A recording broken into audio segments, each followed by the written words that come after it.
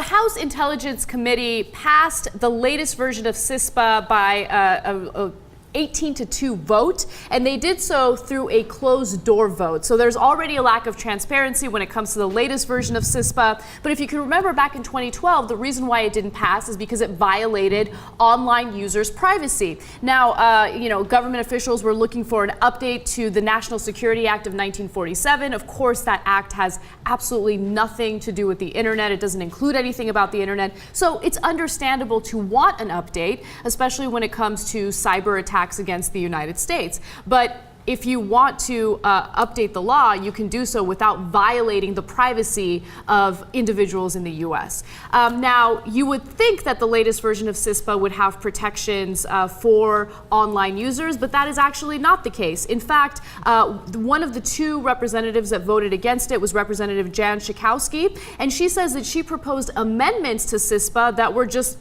refused, like they were denied. And she's very upset about that. She says the following: my amendments would have strengthened privacy protections, ensured that consumers can hold companies accountable for misuse of their private information, required that companies report cyber threat information directly to civilian agencies, and maintain the long-standing tradition that the military doesn't operate on U.S. soil against American citizens. I strongly agree with the need to enact effective cybersecurity legislation and commend the bipartisan effort of the House Intelligence Committee, but this bill doesn't sufficiently protect individual privacy rights. Which, of course, is the entire point.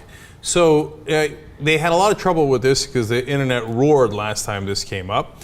Now they're trying to sneak it in quietly. And they said, don't worry, we amended it a little bit. Did you amend it so that it's not a gross violation of privacy rights?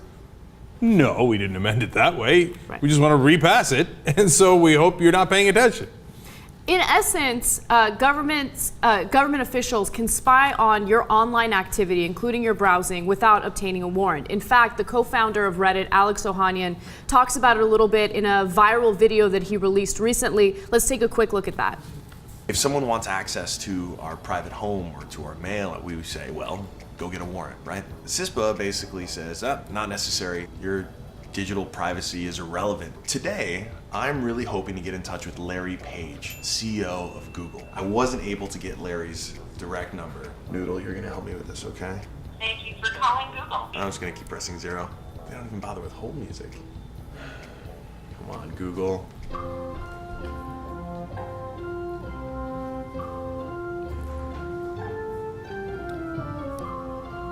Damn. I was hoping you could connect me with Larry Page. Larry Page. We don't have a Larry Page here. I am pretty sure there's a Larry Page at Google. Well, here's the thing, because I'm worried because I know Google respects its privacy policy, and this bill is pretty much threatening to ignore it entirely. And so I was hoping Larry and Google would stand up for our privacy rights.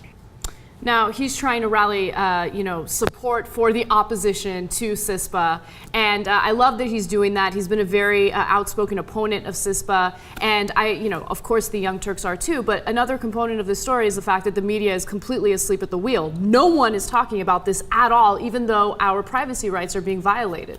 Now, that's the thing. We're the frog in the slowly boiling water, and so we just had this huge filibuster by Rand Paul on whether the military can act on U.S. soil and drop drones on our heads. And in the beginning, Attorney General Holder, when everybody thought, well, nobody's paying attention, was like, of course we can. Then Rand Paul does a filibuster, and it's a Republican, so they pay more attention to that. They're like, no, of course not. No. The military can drop a bomb on an American's head if he's outside the country. If he's inside the country, probably not, right? Now here, they're like, military, U.S. soil, get all of your private information, not get a warrant, will violate the Constitution completely? Yeah, we vote 18-2. Okay. Now, hey, you never know. When he gets to the Senate, maybe Rand Paul will do it again. Because, look, the sad thing is, Jan Schakowsky's a great progressive Democrat, and there are some good Democrats that fight back on issues like this, right? But nobody listens to Democrats.